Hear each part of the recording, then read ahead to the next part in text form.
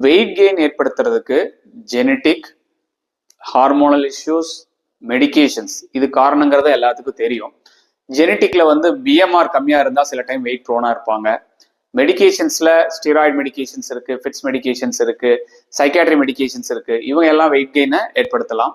Hormonal ப்ராப்ளங்கள்ல thyroid disorders இருக்கு, PCOD இருக்கு, இது எல்லாம் வந்து வெயிட் கெயினை ஏற்படுத்தலாம். ஆனாலும் இந்த காரணங்கள் மட்டுமே வெயிட் கெயின் ஏற்படுத்துமான்னு கேட்டீங்கன்னா இல்ல. அவங்க டயட் அண்ட் லைஃப் ஸ்டைல்ல வந்து செடன்டரியா இல்லாம இருந்தாங்கன்னா அதுவே அவங்க வெயிட் கெயினை தடுக்கலாம். ஸோ செடன்டரி லைஃப் ஸ்டைல், ஒரு நாளைக்கு வந்து குறைவான ஸ்டெப்ஸ் இல்லை ஆக்டிவிட்டி பண்றது, ஒரு நாளைக்கு ஒரு 8000 ஸ்டெப்ஸ் கூட நடக்காம இருக்கிறது, இது வந்து அந்த வெயிட் கெயினை வந்து அதிகப்படுத்தலாம். டயட்ல வந்து ப்ராசஸ்டு ஃபுட் எடுத்துக்கிறது, பேலன்ஸ்டு டயட்டா, அதாவது புரோட்டீன் ஃபைபர் எடுக்காம வெறும் கார்போஹைட்ரேட் அதிகமாக எடுக்கிறது, இதையெல்லாம் பண்ணினாதான் அவங்களுக்கு அந்த ரிஸ்க் ஃபேக்டர் இருந்தா கூட வெயிட் கெயின் நடக்கும்.